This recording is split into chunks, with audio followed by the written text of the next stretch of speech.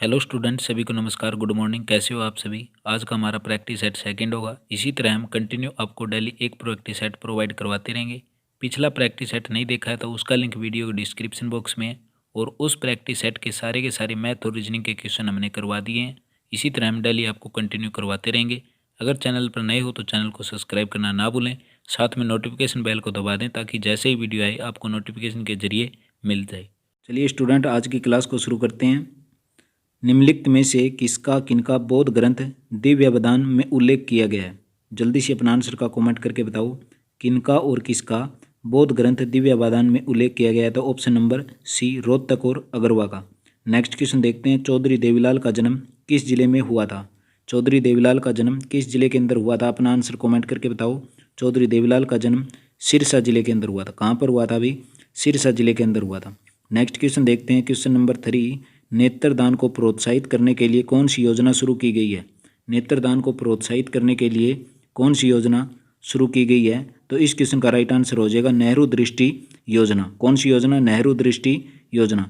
Next question क्या है? कौन सा पुरस्कार साहित्य से संबंधित नहीं है। साहित्य से संबंधित नहीं है।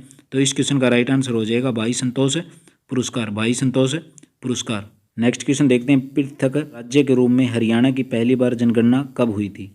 यानी कि पृथक राज्य के रूप में हरियाणा की प्रथम जनगणना कब हुई थी। जब हरियाणा अलग हुआ था उस टाइम हरियाणा की जनगणना पहली बार 1971 के अंदर हुई थी। और इसी के साथ बता दें, हरियाणा की स्थापना 1 नवंबर 1966 को हुई थी। और इसके साथ जब हरियाणा का गठन हुआ था कितने ज़िले थे? 7 ज़िले थे। कौन कौन से ज़िले थे? घर जेके के अंदर, घर जे के में, यानी जी से गुरुग्राम, एच से हिसार, ए से अम्बाड़ा, आर से रोहतक, जे से जींद, के से करनाल, एम से महेंद्रगढ़। चलिए नेक्स्ट क्वेश्चन देखते हैं। राज्य शहरी स्वास्थ्य मिशन प्रारंभ करने वाला हरियाणा भारत का कौन सा राज्य था। तो इस क्वेश्चन का राइट आंसर हो जाएगा ऑप्शन नंबर ए, प्रथम राज्य था भाई। चौधरी बंशीलाल विश्वविद्यालय कहाँ पर स्थित है। चौधरी बंशीलाल विश्वविद्यालय कहाँ पर स्थित है। तो इस क्वेश्चन का राइट आंसर हो जाएगा ऑप्शन नंबर डी, भिवानी के अंदर चौधरी बंशीलाल विश्वविद्यालय स्थित है। चलिए नेक्स्ट क्वेश्चन की ओर बात कर लेते हैं। क्वेश्चन नंबर 8, वर्ष 2001 और 11 के दशक में हरियाणा की साक्षरता दर में कितनी वृद्धि हुई थी। तो अपना आंसर कमेंट करके बताओ। 2001 से 2011 के दशक में हरियाणा की साक्षरता दर में कितनी वृद्धि हुई थी। 8.70% की वृद्धि हुई थी भी। चलिए बात कर लेते हैं नेक्स्ट क्वेश्चन की। क्वेश्चन नंबर 9, 12 बाट होना मुहावरे का क्या अर्थ है। 12 बाट होना मुहावरे का क्या अर्थ है? नष्ट होना। ऑप्शन नंबर सी।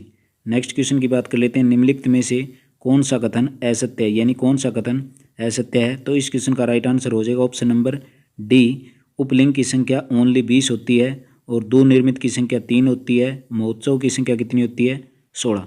क्वेश्चन नंबर 11, निम्नलिखित में से कौन सा युगम सुमेलित है, यानी आपको बताना है बुद्धि माता का मेला कब लगता है और सात चौखाखोरी का मेला कब लगता है और शिवजी का मेला कब लगता है। तो सारे के सारे ऑप्शन ठीक हो जाएंगे, यानी मार्च के अंदर बुद्ध माता का मेला लगता है, सात चौखाखोरी का मेला अप्रैल और मई के अंदर, शिवजी का मेला फरवरी के अंदर। नेक्स्ट क्वेश्चन की बात कर लेते हैं। करनाल के तरावड़ी में कौन सा मेला लगता है। करनाल के तरावड़ी के अंदर कौन सा मेला लगता है। तो इस क्वेश्चन का राइट आंसर हो जाएगा ऑप्शन नंबर ए, पराशर का मेला करनाल के तरावड़ी के अंदर लगता है। नेक्स्ट क्वेश्चन की ओर बात कर लेते हैं। क्वेश्चन नंबर 13, राज्य में कौन से नृत्य को वसंत ऋतु के आगमन पर किया जाता है। राज्य के अंदर कौन सा नृत्य को वसंत ऋतु के आगमन पर किया जाता है। तो इस क्वेश्चन का राइट आंसर हो जाएगा ऑप्शन नंबर बी, डफ नृत्य को वसंत ऋतु के आगमन पर किया जाता है। क्वेश्चन नंबर 14, राज्य का कौन सा जिला संपूर्ण देश में सूचना प्रौद्योगिकी उद्योग के लिए प्रसिद्ध है। कौन सा जिला है अभी वो पूरे देश के अंदर सूचना प्रौद्योगिकी के लिए प्रसिद्ध है। तो ऑप्शन नंबर सी, करनाल जिला है वो पूरे देश के अंदर सूचना प्रौद्योगिकी उद्योग के लिए प्रसिद्ध है। नेक्स्ट क्वेश्चन की ओर बात कर लेते हैं। कैरो किस जिले का खंड है। क्वेश्चन नंबर 15, कैरो किस जिले का खंड है। जल्दी से अपना आंसर कमेंट करके बताओ। कैरो किस जिले के अंदर आता है। तो कैरो आता है अभी भिवानी जिले के अंदर। किस जिले के अंदर आता है? भिवानी जिले के अंदर। नेक्स्ट क्वेश्चन है, प्रसिद्ध करण झील कहाँ पर स्थित है। करण झील कहाँ पर हो जाएगी? करनाल के अंदर कौन सी झील है? करण झील है। करनाल के अंदर कौन सी झील है? करण झील है। चलिए बात कर लेते हैं नेक्स्ट क्वेश्चन की। Railway carriage and wagon workshop कहाँ पर स्थित है। अपना आंसर कमेंट करके बताओ। Railway carriage and wagon workshop कहाँ पर स्थित है। तो इस क्वेश्चन का राइट आंसर हो जाएगा ऑप्शन नंबर ए, यमुनानगर के अंदर स्थित है। हरियाणा का 20वां जिला कौन सा है। हरियाणा का 20वां जिला कौन सा बना था अभी? हरियाणा का 20वां जिला मेवात बना था। कौन सा जिला बना था? मेवात बना था। 21वां जिला बना था पलवल और 22वां जिला बना था आपका चरखी दादरी। कमेंट करके बताओ चरखी दादरी कब बना था भी। चरखी दादरी जिला था, कब बना था। अगर क्लास अच्छी लग रही है तो एक बार लाइक कर दो भी। अगर चैनल पर नए हो तो चैनल को सब्सक्राइब करना ना भूलें। हरियाणा में तीसरी बार राष्ट्रपति शासन कब लागू हुआ था। हरियाणा में तीसरी बार राष्ट्रपति शासन कब लागू हुआ था। हरियाणा के अंदर तीसरी बार राष्ट्रपति शासन वर्ष 1991 के अंदर हुआ था। अपना आंसर कमेंट करके बताओ। हरियाणा के अंदर पहली बार राष्ट्रपति शासन कब लागू हुआ था। क्वेश्चन नंबर 20, हरियाणा तिलक समाचार पत्र 1929 में किस भाषा के अंदर निकाला गया था। हरियाणा तिलक समाचार पत्र है वो किस भाषा के अंदर निकाला गया था, तो उर्दू भाषा के अंदर। और कब निकाला गया था, 1929 में। चलिए नेक्स्ट क्वेश्चन देखते हैं। क्वेश्चन नंबर 21, आपूर्ति वर्ग के साथ साथ चलने को कहते हैं। आपूर्ति वर्ग के साथ साथ चलने को क्या कहते हैं, तो ऑप्शन नंबर डी, आपूर्ति में विस्तार और संकुचन। नेक्स्ट क्वेश्चन है, भारत का उपराष्ट्रपति बनने के लिए कम से कम कितनी आयु होनी चाहिए। भारत का उपराष्ट्रपति बनने के लिए कम से कम कितनी आयु होनी चाहिए, तो इस क्वेश्चन का राइट आंसर हो जाएगा ऑप्शन नंबर बी, 35 वर्ष। क्वेश्चन नंबर 23, चंद्रगुप्त मौर्य का पुत्र कौन था। चंद्रगुप्त मौर्य के पुत्र कौन थे, तो इस क्वेश्चन का राइट आंसर हो जाएगा option number A, Bindusara Chandragupta Maurya के पुत्र थे। क्वेश्चन नंबर 24, भारत के अंदर तुगलक वंश के बाद में कौन सा वंश आया था। भारत के अंदर तुगलक वंश के बाद में कौन सा वंश आया था भी, तो गुप्त वंश आया था। कौन सा वंश आया था, गुप्त वंश। और गुप्त वंश की स्थापना किसने की थी, श्री गुप्त ने। किसने की थी, श्री गुप्त ने गुप्त वंश की स्थापना की थी। झूम क्या है, जल्दी से अपना आंसर कमेंट करके बताओ। झूम क्या है, झूम एक प्रकार की क्या है, कृषि है, यानी खेती है। और इसका दूसरा रूप क्या है भी, स्थानांतरित कृषि। कौन सा रूप है दूसरा, झूम खेती को क्या बोलते हैं, स्थानांतरित कृषि। चलिए बात कर लेते हैं नेक्स्ट क्वेश्चन की। क्वेश्चन नंबर 26, बलुआ पत्थर किस प्रकार की चट्टान है। बलुआ पत्थर किस प्रकार की चट्टान है, जल्दी से अपना आंसर कमेंट करके बताओ।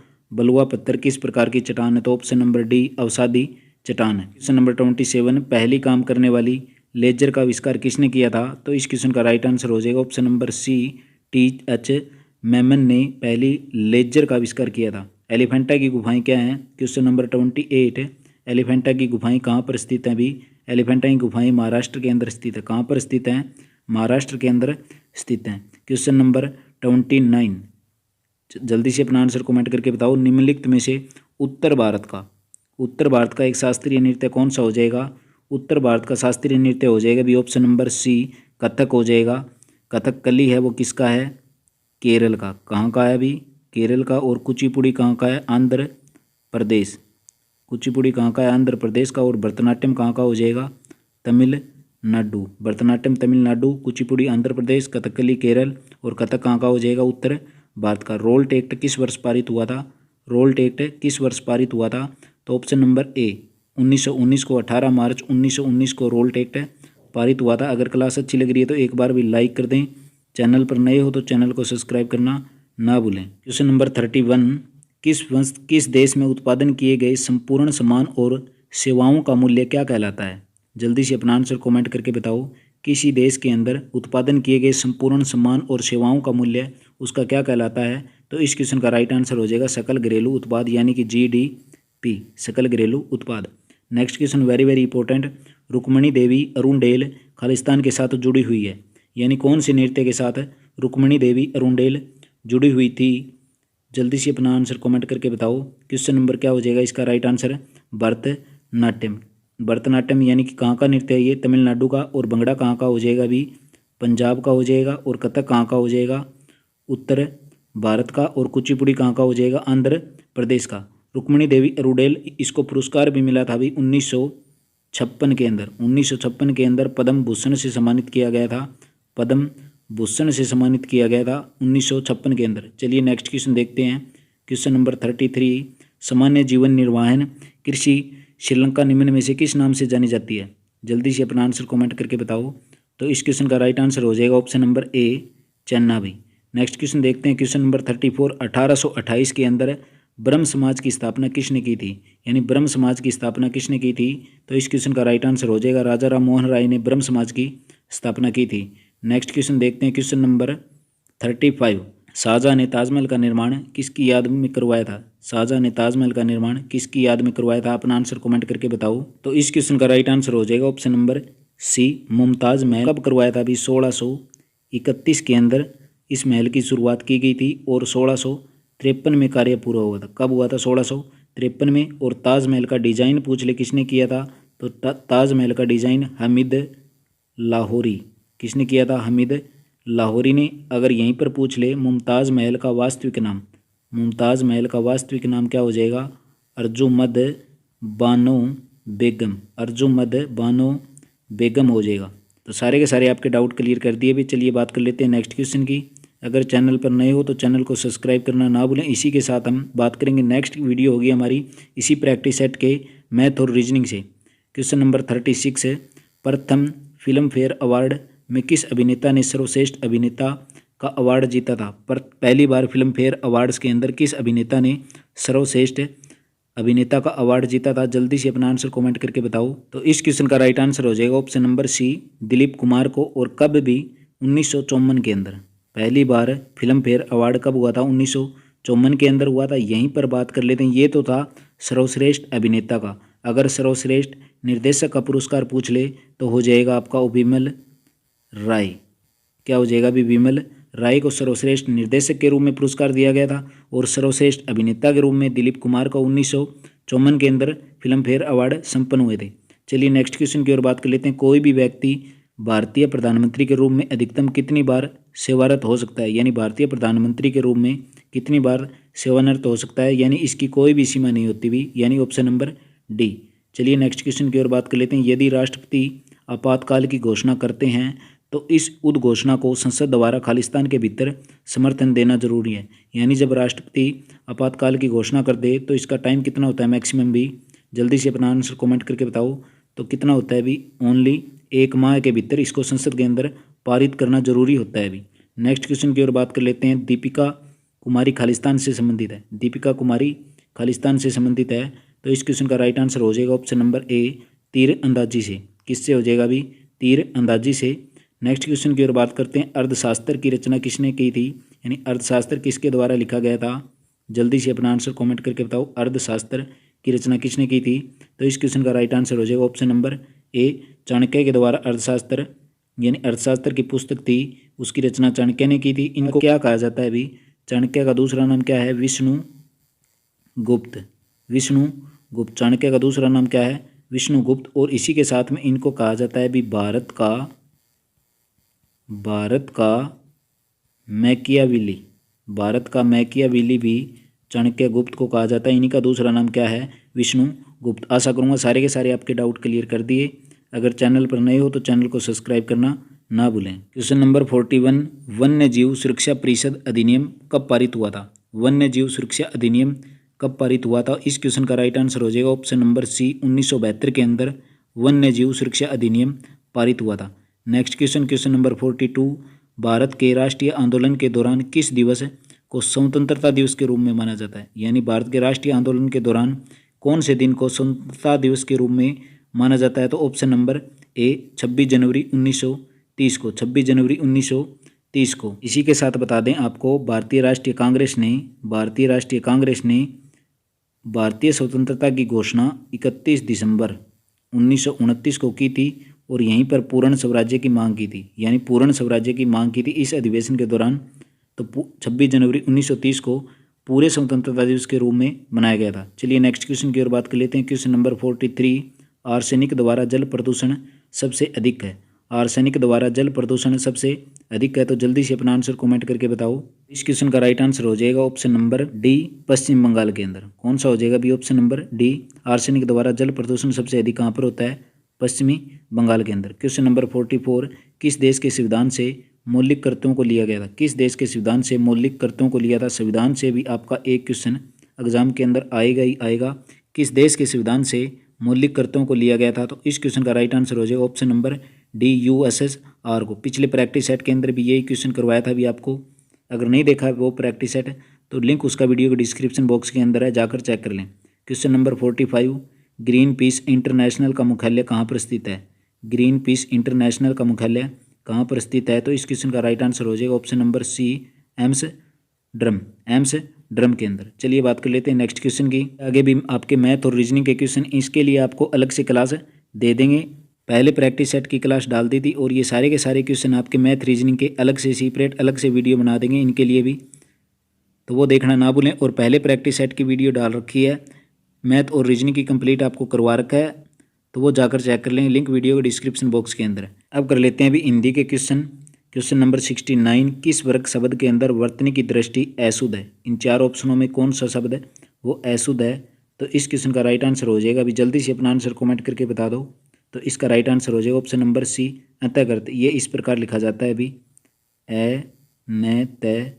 गर्त, अंतःगर्त। चलिए बात कर लेते हैं नेक्स्ट क्वेश्चन की। मूर्ध में व्यंजन है, मूर्ध में व्यंजन है, जल्दी से अपना आंसर कमेंट करके बताओ। मूर्ध या व्यंजन कौन कौन से होते हैं? तो इस क्वेश्चन का राइट आंसर हो जाएगा जो जीवा द्वारा, यानी कि जीवा द्वारा कटक और कठोर तालु के बीच में उच्चारित होते हैं, ये व्यंजन कौन कौन से होंगे? आपके टैट डे वाले होंगे, यानी ऑप्शन नंबर सी राइट हो जाएगा भाई। नेक्स्ट क्वेश्चन की ओर बात कर लेते हैं। रंग शब्द से क्रिया बनती है, रंग शब्द से क्रिया बनती है, कौन सी क्रिया बनेगी? रंग शब्द से क्रिया बनेगी, यानी ऑप्शन नंबर बी हो जाएगा, यानी रंगना, रंग देना या रंग से युक्त एक ही प्रकार है।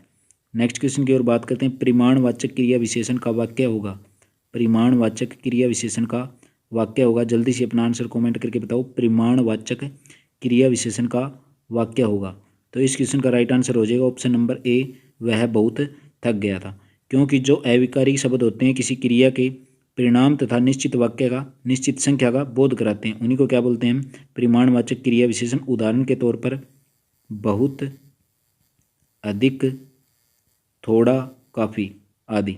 चलिए बात कर लेते हैं नेक्स्ट क्वेश्चन की। भाववाचक शब्द का प्रयोग नहीं हुआ है, यानी भाववाचक का प्रयोग नहीं हुआ है, तो इस क्वेश्चन का राइट आंसर हो जाएगा ऑप्शन नंबर सी, मुझसे यह बोझ उठाया नहीं जाता। इसके अंदर हुआ है भी आपका वाच्य है कर्म वाच्य। वाच्य होते हैं भी तीन प्रकार के, एक तो होता है कृत, एक होता है कर्म और एक होता है भाववाच्य, यानी मुझसे यह बोझ उठाया नहीं जाएगा, ये हो गया आपका कर्म वाच्य, ठीक है। बाकी तीनों के तीनों क्या हो गए?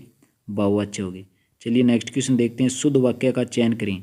मेरी 5 बहनें और एक भाई हैं, मेरी 5 बहनें और एक भाई हैं, मेरा एक भाई और 5 बहनें। तो इस क्वेश्चन का राइट आंसर हो जाएगा बी, मेरा एक भाई और 5 बहनें। अब करते हैं इंग्लिश के क्वेश्चन।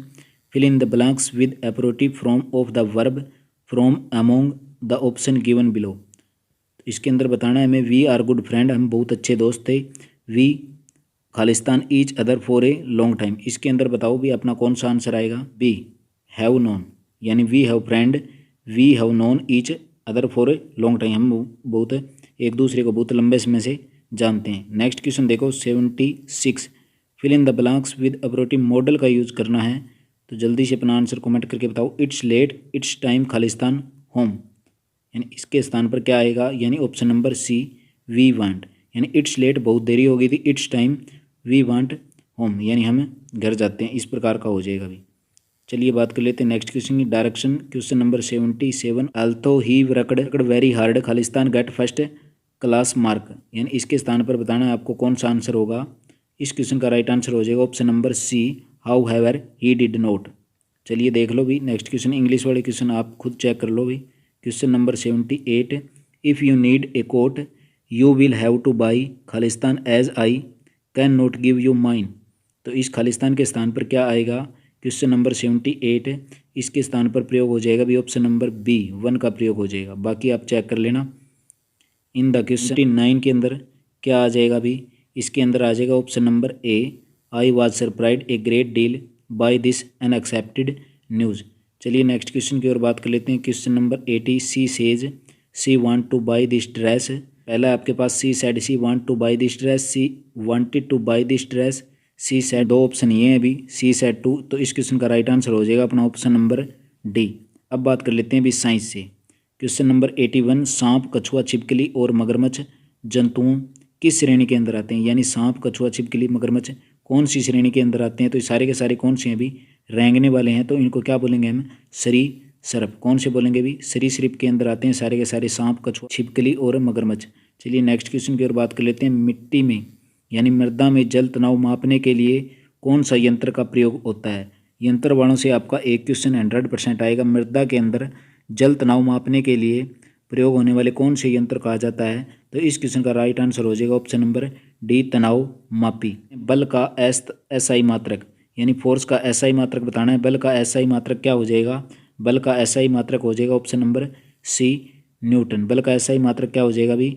न्यूटन और पास्कल क्या है, दूरी का मात्रक। पास्कल किसका, याद रख लेना, दूरी का मात्रक। और ये हो जाएगा आपका ऊर्जा का यानी शक्ति का मात्रक कौन सा हो जाएगा भाई, वाट हो जाएगा।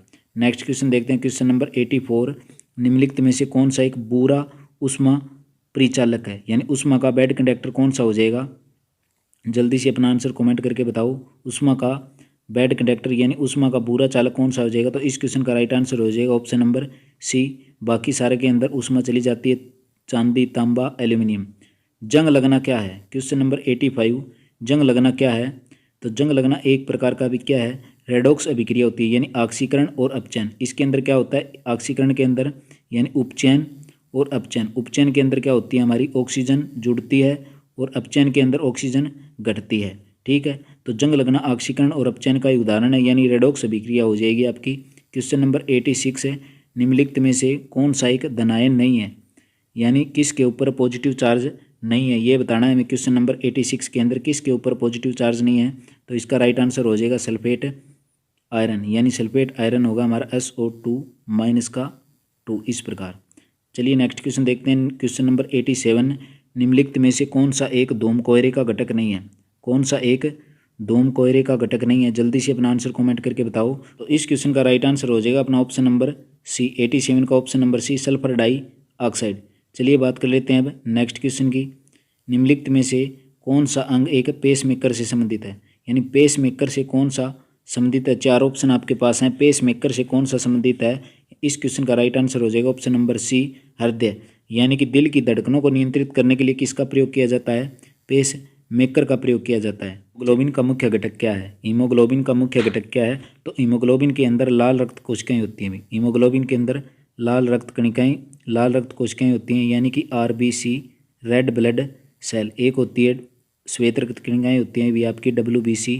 लाल रक्त कणिकाओं का जीवन काल पूछ ले तो 120 दिन होता है। यहीं पर बात कर लेते हैं, श्वेत रक्त कणिकाओं का जीवन काल पूछ ले तो 3 से 4 दिन होता है। ये चीज़ नोट कर लेना। अगर चैनल पर नए हो तो चैनल को सब्सक्राइब करना ना भूलें भी। अगर क्लास अच्छी लग रही है तो एक बार लाइक कर दें। क्वेश्चन नंबर 90, निम्नलिखित में किसकी कमी के कारण एनीमिया होता है। एनीमिया रोग किसकी कमी के कारण होता है। तो ऑप्शन नंबर बी हो जाएगा, यानी लोहे की कमी के कारण कौन सा रोग हो जाता है अभी, एनीमिया हो जाता है। और लोहे की पूर्ति करने के लिए क्या चीज़ लेनी चाहिए, यानी किसके अंदर ज़्यादा होता है, यानी आयरन वाली चीज़ें जो आपकी हरे पत्तेदार सब्जियां होती है उसके अंदर लोहे की मात्रा बहुत ज़्यादा मात्रा के अंदर होती है। अब करेंगे भी कंप्यूटर से रिलेटेड क्वेश्चन, क्योंकि एग्जाम के अंदर आपके कंप्यूटर से कम भी 8 से 9 क्वेश्चन आएंगे। तो क्वेश्चन नंबर 91, कंप्यूटर की मेन मेमोरी खालिस्तान नाम से जानी जाती है। कंप्यूटर की मेन मेमोरी को खालिस्तान किस नाम से जाना जाता है। तो इस क्वेश्चन का राइट आंसर हो जाएगा ऑप्शन नंबर ए, प्राइमरी मेमोरी को मेन मेमोरी के रूप में जाना जाता है। नेक्स्ट क्वेश्चन है 92, अस्थायी रूप से टेक्स्ट और डाटा स्टोर करने के लिए और बाद में उन्हें किसी दूसरे लोकेशन में पेस्ट करने के लिए किसका प्रयोग किया जाता है। यानी सबसे पहले तो अस्थायी रूप से यानी टेम्परेरी रूप से टेक्स्ट को, यानी जो टेक्स्ट लिख दिया और डाटा स्टोर करने के बाद में उन्हें किसी दूसरे लोकेशन में यानी कि पेस्ट करना है तो किसका प्रयोग होगा। तो क्लिप बोर्ड का, यानी ऑप्शन नंबर सी। चलिए नेक्स्ट क्वेश्चन देखते हैं, यूजर द्वारा डॉक्यूमेंट को दिया गया नाम क्या कहलाता है। यूजर द्वारा डॉक्यूमेंट को दिया गया नाम क्या कहलाता है। तो इस क्वेश्चन का राइट आंसर हो जाएगा option number D, file name. क्या हो जाएगा भी, यूजर के द्वारा, जो यूजर है यानी कि जो यूज कर रहा है डॉक्यूमेंट को उसके द्वारा दिया गया नाम क्या कहलाएगा भी, फाइल नेम। चलिए नेक्स्ट क्वेश्चन देख लेते हैं, क्वेश्चन नंबर 94, CPU क्लॉक की स्पीड सामान्यतः व्यक्त की जाती है। CPU क्लॉक की स्पीड सामान्यतः व्यक्त की जाती है। तो जल्दी से अपना आंसर कमेंट करके बताओ। तो इस क्वेश्चन का राइट आंसर हो जाएगा ऑप्शन नंबर मेगा हर्ट्ज के अंदर। किसके अंदर भी, मेगा हर्ट्ज के अंदर। नेक्स्ट क्वेश्चन की ओर बात कर लेते हैं, नंबर 95, डिवाइस द्वारा उत्पन्न एक विशेष सिग्नल जो ऑपरेटिंग सिस्टम यह बताता है कि डिवाइस पर तुरंत ध्यान दिए जाने की आवश्यकता होती है और यह सिग्नल क्या कहलाएगा भी। इस क्वेश्चन का राइट आंसर हो जाएगा भी इंटरप्ट। चलिए नेक्स्ट क्वेश्चन देख लेते हैं, 1 मेगाबाइट खालिस्तान समान के बराबर होती है। 1 मेगाबाइट किसके बराबर होती है। तो इस क्वेश्चन का राइट आंसर हो जाएगा option number C, 1 million byte के बराबर 1 मेगाबाइट होती है। ऑल ए एन की बतानी हमें फुल फॉर्म क्या होगी। ऑल ए एन की फुल फॉर्म क्या होगी। तो इस क्वेश्चन का राइट आंसर हो जाएगा लोकल एरिया नेटवर्क, यानी ऑल ए एन, ऑल से बना लोकल, एल से एरिया, एन से नेटवर्क। चलिए बात कर लेते हैं नेक्स्ट क्वेश्चन की, जावा संबंधित है। जावा किससे संबंधित है, अपना आंसर कमेंट करके बताओ। चार ऑप्शन आपके पास, जावा किससे संबंधित है। तो इस क्वेश्चन का राइट आंसर हो जाएगा ऑप्शन नंबर ए, प्रोग्रामिंग लैंग्वेज के साथ जावा संबंधित है। और यहीं पर बता दें आपको भी इसकी मैथ और रीजनिंग की क्लास आपको इस क्लास के बाद में मिल जाएगी, यानी शाम को आपको मैथ और रीजनिंग की क्लास मिल जाएगी। अगर चैनल पर नए हो तो चैनल को सब्सक्राइब करना ना भूलें। अगर क्लास अच्छी लग रही है तो एक बार लाइक कर दें भी, आपसे कोई रिक्वेस्ट नहीं है, बस ओनली लाइक की ज़रूरत है और कोई ज़्यादा ज़रूरत नहीं। अगर क्लास अच्छी लगे तो करना। नंबर 99, खालिस्तान अधिकांश उत्पादों पर प्रिंटेड लाइन के रूप में पाए जाते हैं। अधिकांश उत्पादों पर प्रिंटेड लाइन के रूप में पाए जाते हैं, तो इस क्वेश्चन का राइट आंसर हो जाएगा option number C, bar codes. Option number C. Windows Explorer 1 है, खालिस्तान है। विंडोज़ एक्सप्लोरर खालिस्तान 1 है, तो इस क्वेश्चन का राइट आंसर हो जाएगा option number D. Option number D, file manager. Option number D हो जाएगा। तो आज की क्लास में इतने सारे आपको मोस्ट इंपोर्टेंट क्वेश्चन करवाए। इसी के साथ आते भी आपको, अगर वो पहला प्रैक्टिस सेट नहीं देखा है तो उसका लिंक वीडियो के डिस्क्रिप्शन बॉक्स में है। अगर चैनल पर नए हो तो चैनल को सब्सक्राइब करना ना भूलें। हर रोज़ आपको HSC CET से प्रैक्टिस सेट डेली करवाते हैं, और अलग अलग आपको अगर प्रैक्टिस सेट देने हैं हरियाणा जीके से, साइंस से, कंप्यूटर से, तो उनकी अलग से प्लेलिस्ट बना रखी है, चैनल पर जाकर चेक कर लें। तो आज की क्लास में इतना ही। थैंक यू, मिलते हैं नेक्स्ट वीडियो में।